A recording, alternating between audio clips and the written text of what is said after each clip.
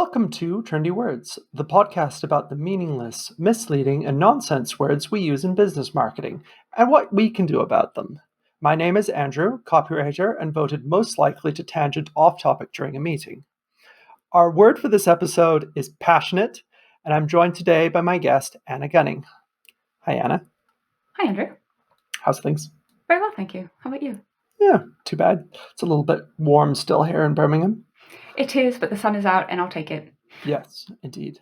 I've known Anna now, I think I've known you now for a few years. I want to say about 5 or 6 years? 5, 6. I think it might be closer to 8. Oh my God, 8 years. It That might time be. has gone. Yes, it has indeed. And I blame Anna as one of the reasons why I now live in Birmingham, for I will originally take even that. suggesting the idea. But for those that maybe don't know you as well, would you like to share a bit about who you are and what you do? Yes. So I am the director of Gunning Marketing, which is a B2B copywriting and content strategy agency, which was founded 10 years ago. I work with scale-up, mid, and enterprise-level businesses that need an authoritative and technically capable writer to deliver clear content. And specialist domains are things like technology, industry, energy, property and construction supply chain, manufacturing, finance, professional services, that sort of thing. So very B2B focused. And the type of content that I do is things around value propositions and tone of voice, content strategies, web copy, thought leadership copy, all sorts of marketing collateral, and then also annual and ESG reports. I was just saying, that's a lot of stuff, and I realize it's like you've pretty much done just about everything there is to do in like the world of like B2B copywriting, and you've been doing it for I think probably about twice as long as the rest of us. So it's probably about 20 years I calculated in total in B2B copywriting, and I'd say I'm very passionate about B2B copywriting and seg us into the discussion about why I don't like the word passionate. So Anna, why is passionate a bit of a weak word to be using in your marketing?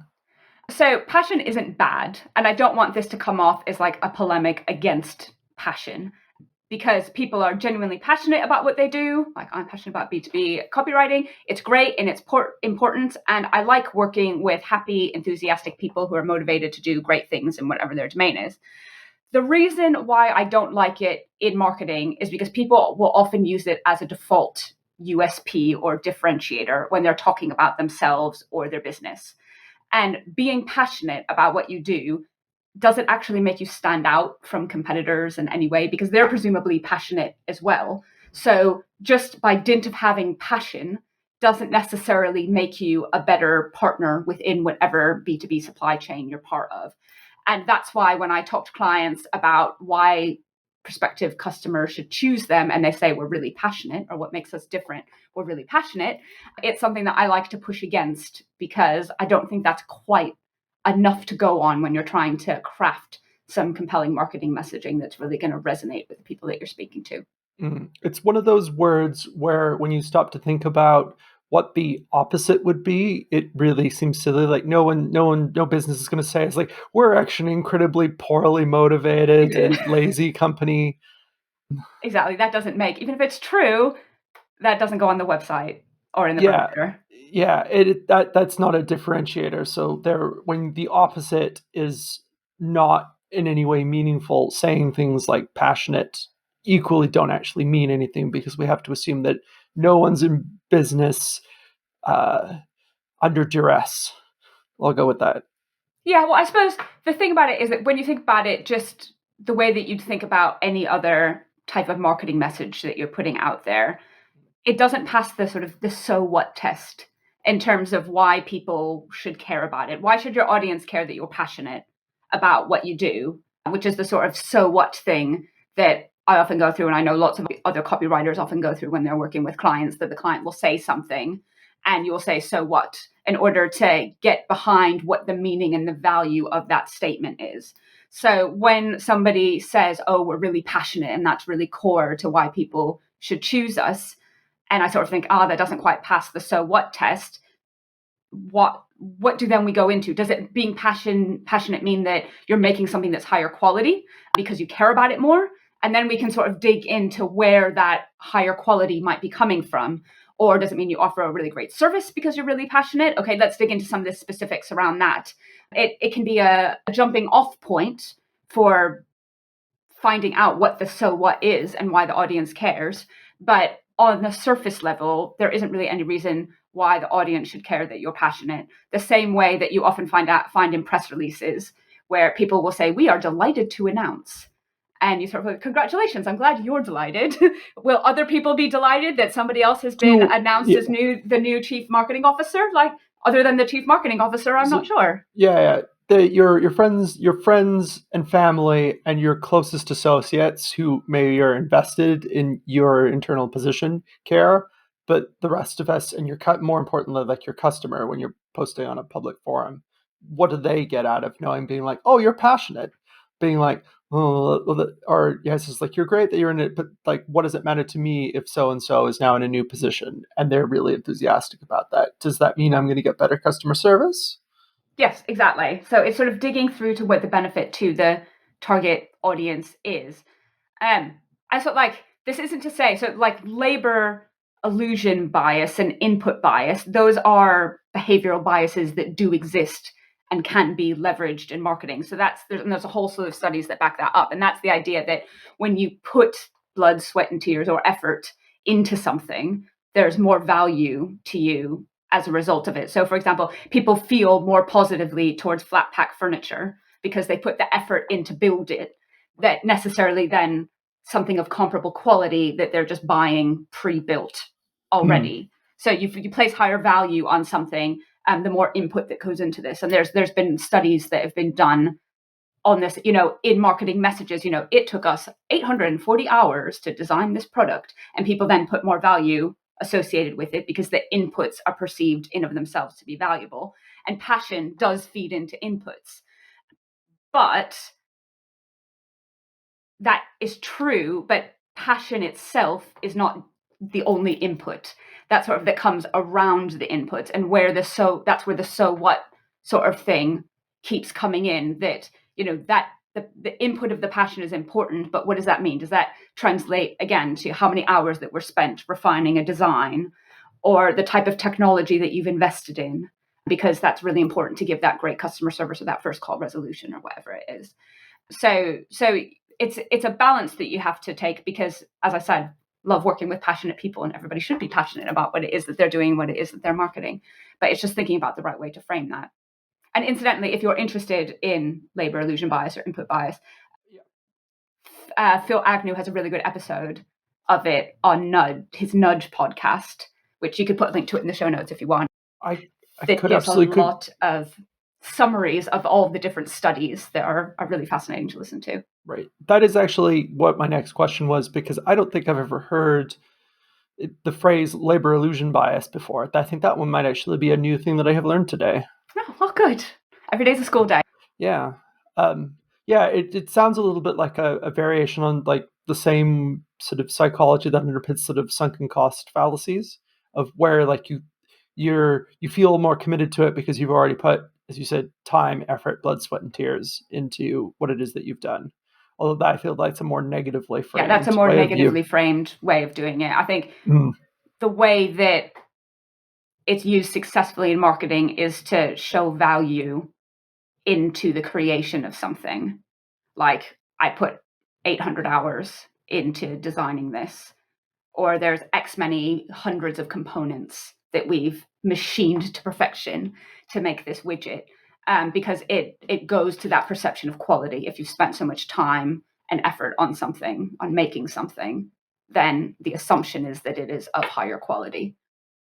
Right. Have you ever actually seen, like, when using the passionate in that kind of way, has it ever actually worked against it? Where, like, does it ever set expectations for a client that can be then let down by saying, "Oh, we're super passionate," and then when that doesn't line up with the actual customer experience? Have you ever seen that? See blowback from that kind of thing?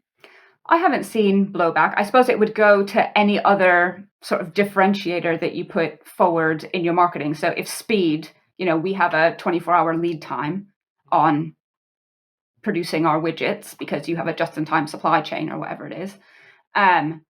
then, and you don't deliver within the 24 hours, then you're not delivering the experience to back up the marketing. And passion, I suppose, would be the same if you're interacting with people who don't seem like they want to be there. That is problematic and can affect retention and your ability to get onward business from word of mouth and recommendations and things like that. But I don't think that it's more likely to cause blowback than other differentiators or marketing messages necessarily that are put forward. It just doesn't ultimately mean anything when you have to go back and ask the customer later, did you find the experience terribly passionate? And they're going to be like, yeah, and you I don't phrase think, it I like don't that, think, and it yes, yeah. it doesn't come off quite so well. It doesn't come out so well, yeah. And I feel like the client would probably think I was crazy for doing that. Yeah. Yeah, I probably wouldn't. I wouldn't have that in the NPS follow-up Yeah, yes. survey as Yeah. as a metric that you're going against, which goes into the so what test. So what is the thing that does then demonstrate that the passion has come through in the customer experience? Is it something like first call resolution? Is it hitting that 24-hour lead time? You know, if you're in software development, is there something around the DORA metrics that frame that? You know, is it your NPS score in terms of people being able to recommend you? Those are all ways that your passion can manifest itself in the customer experience or in the product that you offer or the service that you offer that can then be reflective of what is behind that passion. So, how would you go about bringing up the so what test in a corporate meeting? So, rather than, because I imagine it doesn't work really well when you have to talk to a group of people and things like, why should I care? And that comes off a little bit Yeah, harsh. so we're so professional and supportive. You know, if the job isn't to poo-poo the clients in any way, shape, or form, it's part of the job of us as copywriters to ask the right questions and to frame the conversation in a way that we get the inputs that they need. Um, I would say it's framing it around showing rather than telling. So saying we're passionate, that's the telling. How can we show it? And when you rely, it's like anything else, when you rely on the telling rather than the showing, that's where you get the generic positioning and the generic messaging. So it's talking to them about, so rather than saying you're passionate, how can we show that? Is that, for example, could we do videos of solution architects talking about migrating monolithic applications to cloud?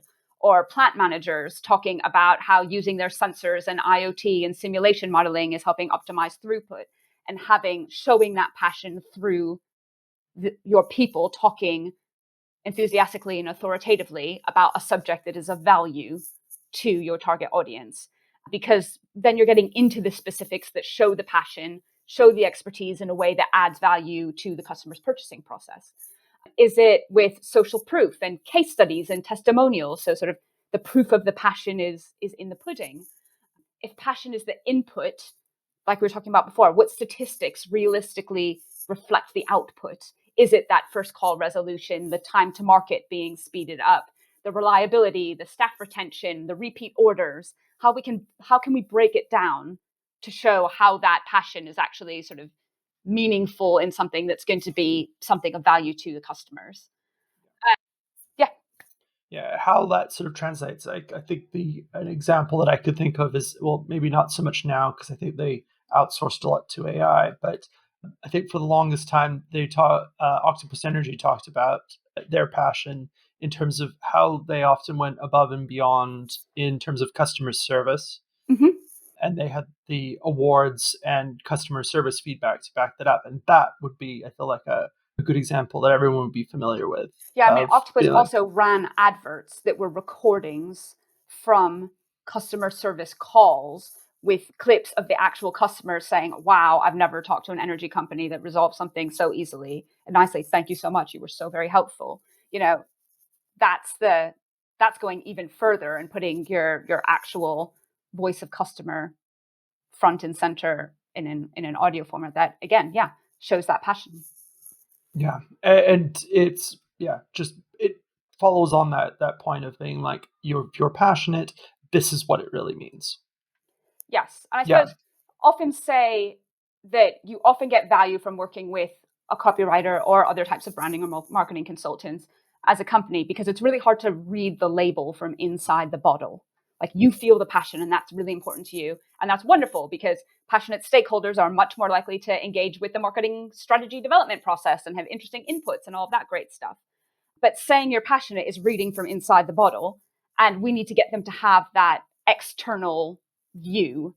And that's what they're paying us and using our expertise to do. So our job as copywriters and content strategists and marketing consultants is to ask the right questions and bring our expertise on how to shape the stories and messaging in a way that will then resonate with the target audience to help them turn that around. So if I just sort of, to give some, hypothetical yet concrete examples, if I ask a client what differentiates Acme Limited from its competitors, and they say, well, we're really passionate. Okay, let's dig into that. There's lots of ways to steer that and get them to think in a way that I need them to, so I can sort of get the nuggets that we need to really make the marketing fly. So it's sort of, okay, what elements of the business are you really passionate about? Is it customer service? Is it research and development? Is it design, health and safety, QA, engineering, operations, aftercare? Like, thinking about the whole 360 of the business. Where do you think the passion, where are you really passionate about? And then you can start to dig into why those individual elements are so exciting. Another question that I would ask would be something like, what aspects of Acme make customers say, wow, that's really brilliant? Because that then is a reflection of how that passion is manifested in a really positive way. Or what elements of the product or service have you been investing in over the past 18 months? Because directing that investment somewhere is an indication that that's an area that the business is presumably passionate about. Or why do you win contracts over your competitors? Why do competitors say that they choose you? Or even things like, what are mistakes you see customers make when working with companies like you? And how do you help them overcome those mistakes? That can also help turn it to a much more sort of top of funnel approach that looks at things from more of the customer's perspective. And then, like we were talking about with Octopus, what are examples of the best customer feedback you've received? What do people like most about working with you? These are all different, sort of slightly different angles to dig into where the source of that passion is, so that, like we said before, you can get to the output and the thing that's really going to speak that customer's language or align with their challenges, pain points, and goals, as opposed to the passion, which is reading it from inside the bottle. And I suppose that there's a good bit of advice for any business leader that isn't sure or isn't confident about. They want to talk about their passion, but they're not really sure how that shows up. Start with talking to your customer.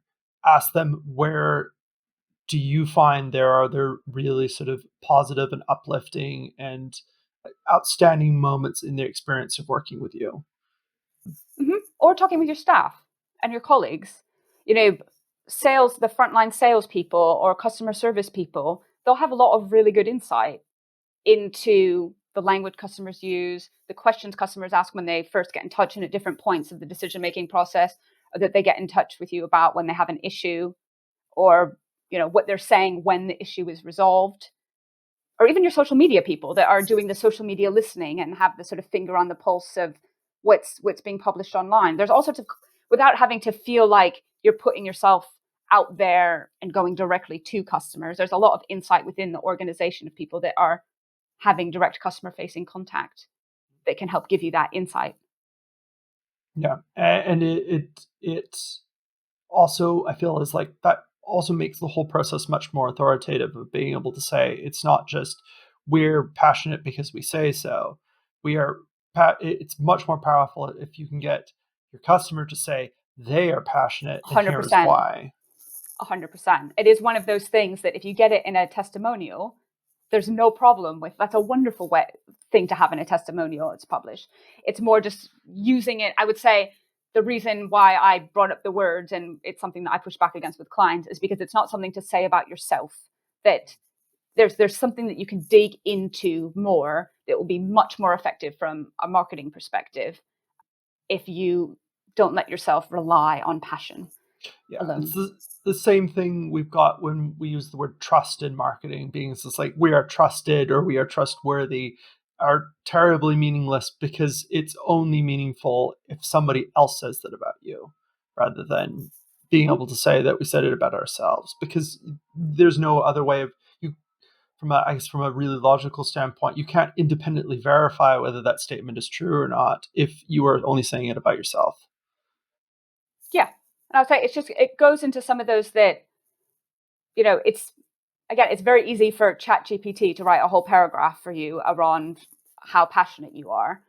But in the same way that there's a lot of noise out there in the competitive landscape for a lot of the clients that I work with, potentially big contracts on the line, there's not necessarily a lot in sort of technology or approach that necessarily is differentiating. Digging in to, like, going beyond the generic and really digging into how that passion manifests helps you be more specific in your marketing, and therefore helps you stand out more effectively against lots of people saying very similar things. Yeah.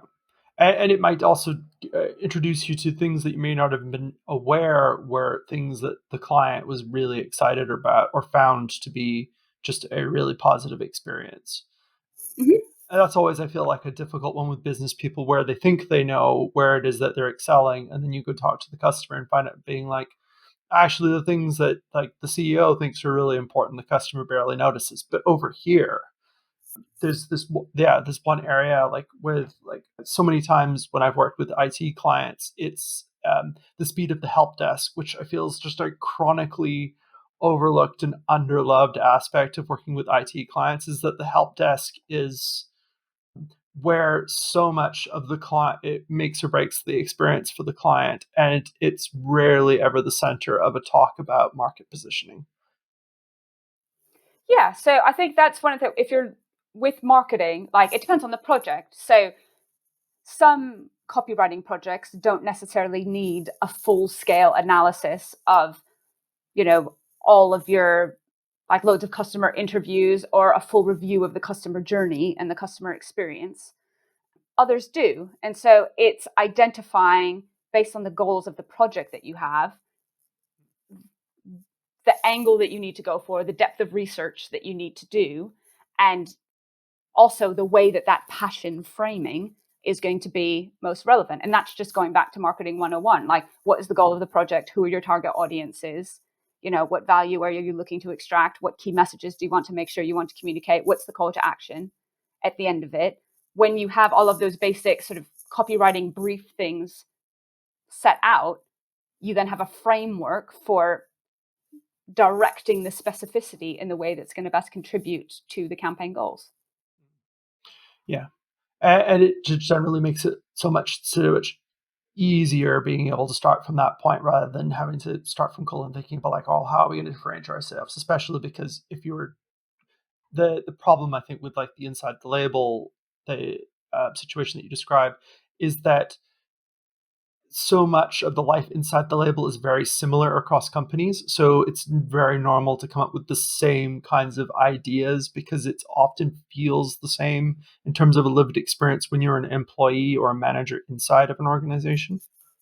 But that's also where copywriters can have fun. So even if, like you say, there's not much difference in approach, like you haven't got a proprietary technology or a process to work with that's like, you can put the stake in the ground that this is very different from the competition.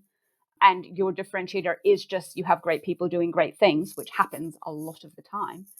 The way that you say it, which is where the copywriter comes in, can be very differentiating. The tone of voice that you use, the framing that you use, the headline message that you use, that all has an influence in helping the campaign work and helping the customer stand out, the client stand out to the customer.